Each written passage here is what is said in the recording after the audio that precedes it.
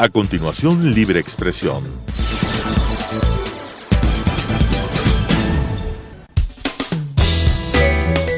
Clasificación B, bajo supervisión de un adulto.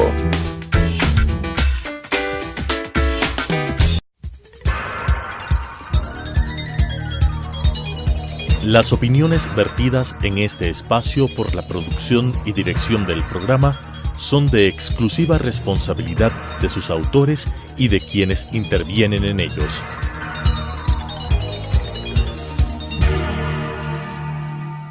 Telesucesos Canal 29 UHF presenta Libre Expresión. Un espacio para defender los derechos humanos, impulsar la democracia y escuchar a la sociedad. Con la conducción de César Ricaurte. Libre Expresión. Hola amigos, bienvenidos a un nuevo programa de Libre Expresión. Con este programa vamos a iniciar la discusión acerca de las preguntas que se han planteado para la consulta popular del próximo 4 de febrero. Queremos dar la bienvenida a nuestros invitados.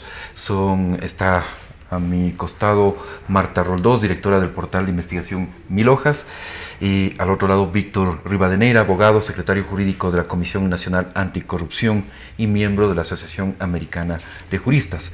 Con ustedes, Marta, Víctor, queremos analizar la pregunta 1, la pregunta que se ha planteado como una pregunta que ayuda en la lucha contra la corrupción.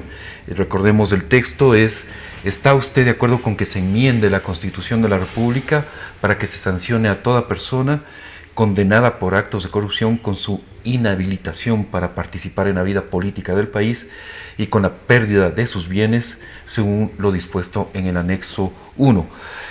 Como pasa en todas las preguntas, los anexos son realmente donde la letra pequeña donde está la esencia de todo esto, pero son muy largos como para leerlos. Vamos a poner un link para que ustedes, amigos oyentes, puedan consultar estos anexos. De todas maneras, vamos a conversar con nuestros invitados acerca de algunos aspectos relevantes de esta pregunta y de sus anexos. Lo primero, Marta, conversábamos fuera del micrófono, tú veías en principio que esto daba continuidad a una disposición del Código Penal y que en principio sería adecuado, sería una herramienta en la lucha contra la corrupción. A ver, si ustedes mismos recuerdan, ya en el caso, por ejemplo, de Glass, por sus actuaciones previas y también en otros casos, el mismo Contralor ya ha hablado que quedan inhabilitados para cumplir funciones. Recuerda, cuando les hacen este tema de una glosa y esta glosa luego se comprueba, no pueden despejar la glosa, entonces se pierde el cargo y además se queda inhabilitado por un periodo. La novedad de esta disposición, además, sería básicamente que es imprescriptible, ¿no? Y aparte de la imprescriptibilidad que estamos hablando aquí, estaríamos hablando también el tema de la recuperación de los bienes, que también existen en las leyes, pero para ciertos otros casos. Aquí lo que estamos hablando es como de reforzar una disposición que estaba de otras maneras en otras disposiciones jurídicas, pero convertirla en un tema más fuerte, ya casi de carácter constitucional. En principio yo creo que es el tipo de cosas que nadie diría no. O sea, por supuesto que todos estamos de acuerdo y queremos que los corruptos paguen. Ahora, toda disposición de este tipo a la que votaríamos que sí, debe estar acompañado luego por un impecable debido proceso. Porque básicamente la garantía de que esto sea para mayor justicia y lucha contra la corrupción es que venga de la mano de un cambio de la justicia, donde estemos seguros que se está responsabilizando a quienes son los culpables y que ha habido debido proceso. Esto me parece fundamental. Vamos a discutirlo más a profundidad. Víctor, ¿cuál sería tu primera lectura de esta pregunta? Yo comparto lo que acaba de mencionar Marta. Efectivamente existe ya esta normativa, incluso la pérdida de los bienes viene de un convenio de las Naciones Unidas contra la corrupción que fue ratificado por el gobierno ecuatoriano en el 2005. Es decir, está dentro del bloque de constitucionalidad que se le conoce ahora ya con la Constitución del 2008. Pero claro, lo importante es de que se tiene ya conciencia y se quiere constitucionalizar estos elementos, ¿no? Que son fundamentales, y sobre todo la pérdida de los bienes, estos bienes mal habidos. Eso es importante, yo lo observo. Y claro, también quería acotar que esta pregunta fue propuesta por la Comisión Nacional Anticorrupción. Ustedes recuerdan, Marta, César, que la comisión en una marcha con los mandantes, con el Colectivo Nacional Unitario de Trabajadores, Indígenas, Organizaciones Sociales, se presentó 4 preguntas en este proceso en el que Lenin llamó a que los diferentes ciudadanos, que sean, claro, personas naturales o organizaciones, etcétera, presenten propuestas de preguntas. Entonces vemos que en este punto sí lo presentaron con estas características, que sea una pérdida de derechos políticos de por vida. Sí, hay dos elementos que se planteaba en la pregunta de la comisión. El primero es que existe una reparación integral. Porque estos hechos de corrupción, para ponerles un ejemplo clarísimo, por ejemplo, la Aromo, ¿sí? Refinería del Pacífico. El tema de corrupción es evidente, pero y la reparación de la naturaleza es un canchón completo que se acabó con la fauna, la flora que existía en esa región. Entonces, se hablaba incluso de una reparación integral, conversando con diferentes organizaciones sociales. Claro que es un elemento que hay que irlo dando condumio, darle contenido, eso es lo importante, pero estuvo dentro del planteamiento de la pregunta. Y la otra es la muerte civil, que es un elemento también controversial. Exactamente, eso justamente iba a mencionar. Tratarlo, ¿no? Hay muchos defensores incluso de derechos humanos que señalan que la muerte civil atentaría contra esos derechos, que, o sea, lo adecuado es que la persona pierda sus derechos políticos mientras cumple la pena, ¿no es cierto? Si es condenado a 10, 16, lo que sea ese periodo, pero quitarle de por vida los derechos políticos es atentatorio de alguna forma. Mira, hay una cosa que a la gente, y yo creo que a los sectores sociales les ha molestado mucho. Cuando tú miras, por ejemplo, la sentencia de Jorge Glass por el tema de Odebrecht, ¿no? Apenas 6 años. Cuando tú miras cuánto se le pide que devuelva, unos pocos millones. Cuando tú ves que el perjuicio que se cometió con el Estado, y cuando hablo del Estado es de cada uno de los ecuatorianos y las ecuatorianas, estamos hablando de un perjuicio que, según la propia Comisión Nacional Anticorrupción, está por los 35.000 millones de dólares. En general, no solamente el caso sumado, Odebrecht, claro. Pero cuando tú ves que además Odebrecht nos generó unos sobrecostos altísimos, tú no puedes pedir que la reparación sea solamente por los 3 millones que se metió el funcionario en el bolsillo, porque por esos 3 millones que se metió el funcionario en el bolsillo, permitió un perjuicio al Estado de 30, por así decirlo. Entonces, ese funcionario no debería responder solo por los 3, tiene que responder por los 30, no solo por la coima que recibió, sino por el sobrecosto. Y entonces ahí estamos hablando, puede ser que pueda pagarlo o no, pero si tú no haces eso, ¿cómo sabemos que estas personas no ocultaron dinero, no lo tienen en otros bienes que pusieron a nombre de otras personas, pagan la pena muertos de la risa y luego con esos recursos que ellos mismos nos robaron, tienen la capacidad de montar movimientos políticos y campañas millonarias que nadie más está en posibilidad de competir con ellos, con la plata robada? Entonces yo creo que una de las cosas que a la gente les preocupa, yo entiendo la preocupación, es una pena muy fuerte, es este tema, ¿no? O sea, veíamos el tema de la secretaria de un abogado metido en estos temas también de el lavado de activos, la secretaria ya no sé ni cuántos años está pagando, pero es una sentencia muchísimo más larga que la de Glass. Claro. Entonces, cuando la gente compara estas cosas, dice, o sea, cuando vimos lo que pasó, por ejemplo, con el señor de el Comecheques, la gente dice, ¿qué va a pasar? O sea, le estoy dando a esta persona una pena que realmente es muy poca, no estoy recuperando realmente todo el dinero que perjudicó al Estado, y luego esta gente regresa, y regresa con empresas políticas financiadas con el dinero robado. Entonces, yo creo que esa es la contraparte. Para mí, creo que es un tema difícil y duro, pero creo que eso es lo que informa este tipo de cosas. Ahora, ¿hay algún otro mecanismo para garantizar que esto no pase sin que la muerte civil sea definitivo? A mí alguien me contaba, una amiga brasileña, como en Brasil esta muerte civil es temporal, no es definitiva. Exactamente. Y yo hablaba con una periodista brasileña de la Folha de Sao Paulo y luego me decía, mira, sí, esta gente que tuvo muerte civil temporal, luego regresó y ahora está de nuevo en el Senado. Claro, eso es un tema, Víctor, que cómo compaginar este factor. Por un lado, de que no sean medidas que finalmente afecten derechos fundamentales y por otro lado sean herramientas efectivas en la lucha contra la corrupción. Y quería hacer un comentario Claro, también. por supuesto. No sé si ustedes han escuchado, pero incluso personas, amigos míos, en son de broma, decía, me robo 5 millones al Estado, pago 3 años de cárcel y vivo luego feliz de la vida y garantizo la vida a mí y de mi familia. O sea, son de broma, burlándose de este tipo de condenas o de penas que son absolutamente irrisorias, ¿no? Es un descaro que sean 6 años en este tema. Esperemos que Vaca haga su trabajo y empiece a vincular con los demás delitos que se han cometido, que ya son evidentes, ¿no? Claro.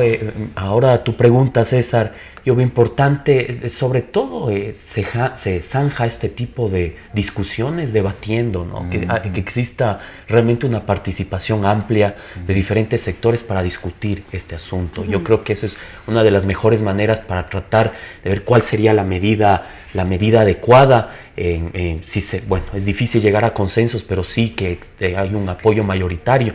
Ahí se observa, por ejemplo, lo que acaba de mencionar Marta, que exista que hay un límite, ¿no? Es decir, temporal en la muerte civil. Igual, el único derecho que tienen los presos actualmente es el voto, y los que no están con la pena ejecutoriada, ¿no? Entonces vendría a ser un símil en ese sentido. Habría que analizarlo a fondo. Existen juristas importantes que manejan el tema de derechos humanos que no están de acuerdo con este tema y es razonado su argumento, ¿no? Que es importante hablarlo. Y existió este ejercicio con la comisión, pero se le planteó tratando de poner un escenario, si se puede utilizar el término, poquito radical, para que el presidente en ese momento tome una pregunta que era un clamor de todos los ecuatorianos. Tanto es así que ahora estamos discutiendo y lo vamos a decidir el 4 de febrero. Marta, al final del día, el grave problema con la corrupción y en América Latina entera, en realidad, es el tema de la impunidad, ¿no es cierto? Más que la inexistencia de mecanismos. Finalmente no se llega a hacer justicia, o se hace justicia de una forma, como tú bien lo describías, de una forma absolutamente leve, en algunos casos, y en otros sí se aplica todo el peso de la ley. ¿No crees que en realidad este mecanismo empujaría mayores niveles de impunidad en la medida en que los jueces van a estar menos dispuestos, ¿no es cierto?, a condenar a figuras políticas relevantes, o etcétera, etcétera? Justamente porque significaría eliminarlos políticamente de por vida, ¿no? Mira, yo creo que esto depende. O sea, para mí es una pregunta es una pregunta que depende de todo el resto contexto de la consulta. Para mí lo más importante en este momento es recuperar un sistema de justicia que no existe en el Ecuador. Correcto. O sea, si no recuperamos una justicia independiente, este mismo mecanismo puede ser que lo utilicen para perseguir al alcalde opositor. Eso te iba a que se decir, robó un exactamente, chicle. sí. O sea, ese también es el riesgo. Un alcalde opositor le encuentran una glosa por 10 chicles que no pagó y puede ponérsele la muerte civil, mientras que, este tipo de cosas la vimos en el correísmo. Exacto. En el correísmo vimos que, por ejemplo, Correa utilizaba la palabra corrupta contra la prensa. Nosotros hemos visto vaciarse de contenido todas las palabras. Hemos visto utilizarse de manera perversa todos los conceptos. Claro. A mí lo que me hace ruido de esto dice, si alguien es condenado por corrupción, ¿cuál de los tipos penales? O sea, aquí hay una serie de operativizaciones que una vez que si se aprueba esta pregunta, va a tener que considerarse. Si te condenan por peculado, se considera que es corrupto. Si te condenan por cohecho, se considera que es corrupto. ¿Cuál de las condenas penales que le pongan a una persona se considera que ha sido condenada por corrupción? Porque el tipo penal corrupción no existe exactamente así. Entonces, bueno, uno dice por lógica... Recordemos que en el mismo caso Glass es por asociación ilícita, ¿no? Claro, uno dice por lógica, tales y tales y tales delitos serían los que implican corrupción, pero no necesariamente. De pronto viene ahí el legislador vivaracho y dice, corrupción solo es cuando se comprueba peculado, y lo juzgan por cualquier otra cosa más que no sea peculado. O luego puede ser, ¿qué pasa con los montos? Tiene el mismo peso y debe quedar fuera de la muerte, tener la misma muerte civil. Un concejal que cometió un evento de incorrección, por ejemplo, en los fondos de una fiesta del cantón, que el presidente que saqueó todos los recursos del país, entregó el petróleo a los chinos y que falsificó las cifras de la deuda externa. Tienen que tener la misma muerte civil por la misma...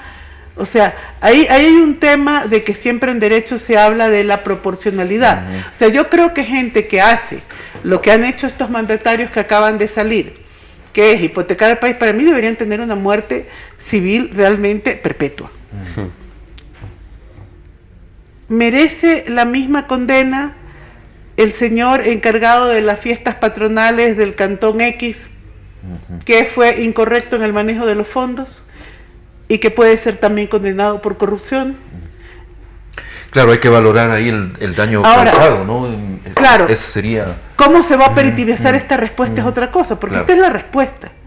¿Cómo se va a operativizar? Se va a generar una legislación que hable de proporción, va a considerarse que este es un caso de pena máxima para los casos máximos que se lo merecen, como el tema de la contratación petrolera, deuda externa, intermediación petrolera nuevamente, o otra cosa más.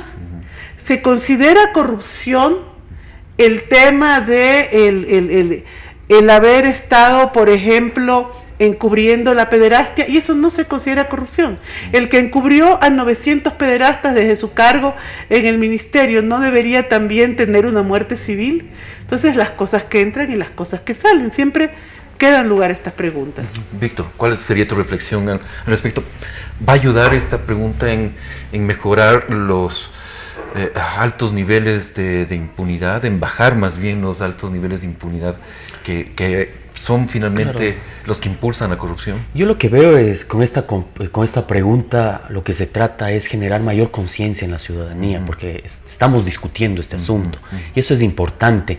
Y sumado a lo que mencionaba Marta, ¿no?, de esta independencia judicial, que es uno de los mejores elementos para poder luchar contra la corrupción, es tener jueces prorros, que respondan en verdad a derecho, que no cedan a presiones de cualquier poder, sea económico, de político, de comunicación, etcétera. Entonces, un tipo de esos jueces necesitamos en el país. Y también yo lo que quería mencionar es que una de las luchas que se ven incluso en esta consulta es tratar de romper este autoritarismo, este control de todos los poderes del Estado. Entonces, por eso vemos una consulta, también una pregunta referente a este Consejo de Participación Ciudadana, que realmente ha sido puesto el dedo por la gran mayoría de ecuatorianos, porque no ha cumplido con su trabajo. Yo quería también mencionar, saltándome un poquito este tema, que hay un elemento importante que me llama la atención en esta pregunta. Uno, en el anexo, como tú decías, César, en la letra pequeña, que se está sumando también a las personas jurídicas. Entonces, si es que existe una sentencia condenatoria ejecutoriada a una persona jurídica, también se la liquida, se la cierra y va a tener una multa, una sanción. Entonces eso también es importante. Veo yo dentro de este análisis, me parece que algún asambleísta, se me ve el nombre, presentó el día de hoy unas reformas al COIP referente a esto, pero ya estamos discutiéndolo y ya se va a aprobar en una consulta popular si el pueblo ecuatoriano se perfila por el sí, si da su voto. Entonces, por ahí también es un análisis interesante que hay que hacer, porque vemos estos casos de corrupción que los funcionarios públicos también se ocultan dentro de toda una red de corrupción internacional, de empresas, de paraísos fiscales, etcétera. Entonces también va por allá, no es solamente a la persona natural, sino se necesita un ejercicio de mayor profundidad en la investigación y justamente la tipificación de los delitos que no solamente tienen que ver con personas naturales, sino con personas jurídicas, reitero. Marta, ¿cómo involucrar a los ciudadanos finalmente en lo que plantea esta pregunta de modo general, que es la lucha contra la corrupción? A veces aparece como cosas muy lejanas, los ciudadanos son quizás apáticos muchas veces frente a la magnitud de la que se llega a hablar y los casos que surgen todos los días. ¿Cómo motivar esa participación de los ciudadanos? A ver, yo creo que en este momento sí hay conciencia ya ciudadana sobre el tema de la corrupción. Creo que hemos avanzado bastante en eso. Creo que la debacle correísta nos ha mostrado que la corrupción puede tener consecuencias macroeconómicas que terminan afectando las cuentas nacionales y por lo tanto el empleo, las oportunidades de tener salud, las oportunidades de tener educación de nuestros hijos. Eso ya está absolutamente claro. La corrupción destruye el tejido social, destruye la economía doméstica.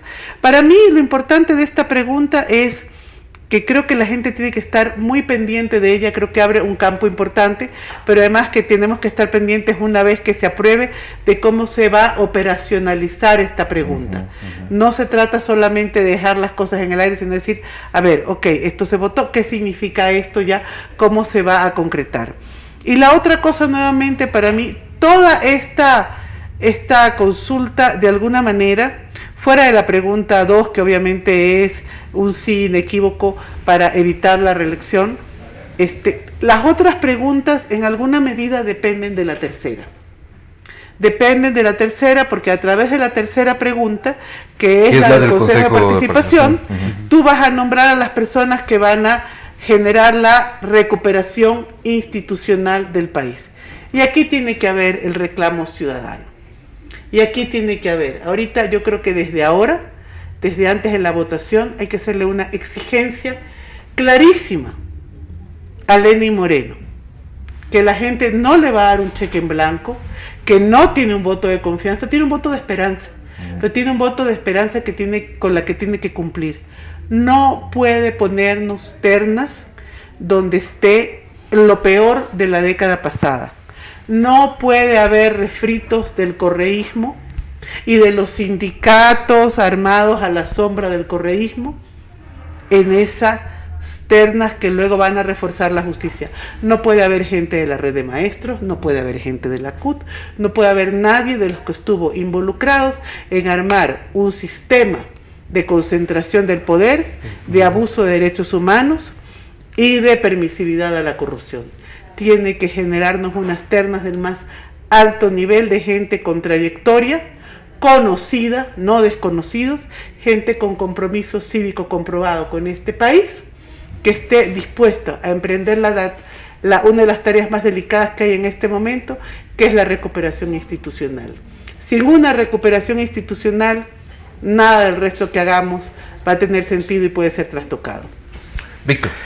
Así es decir, este es el momento en que debe generarse una presión a Lenín Moreno para que exista, si bien a lo mejor no podemos dar nombres, pero perfiles, es decir, tiene que cumplir con tal perfil nuestros próximos representantes en este organismo de transición, es fundamental, y que sea un espacio plural, si no puede tampoco estar, digámoslo así, solamente ahora los leninistas, sino tiene que abrirse, tiene que haber un espacio para los comunicadores, la prensa, las organizaciones sociales, la academia, en fin, existen un sinnúmero de gremios profesionales que deben ser tomados en cuenta, y eso es lo que se debe realizar, es decir, generar una presión para que tratar de que esté lo mejor de los ecuatorianos en este proceso de transición, porque es clave.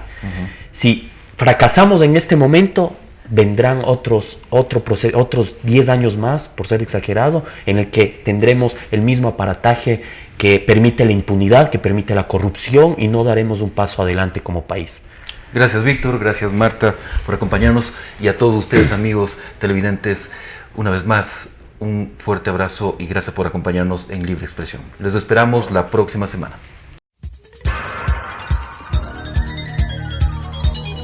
Las opiniones vertidas en este espacio por la producción y dirección del programa son de exclusiva responsabilidad de sus autores y de quienes intervienen en ellos.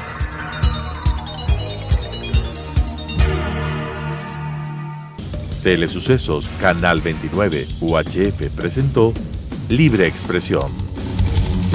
Un espacio para defender los derechos humanos, impulsar la democracia y escuchar a la sociedad, con la conducción de César Ricaurte. Libre Expresión.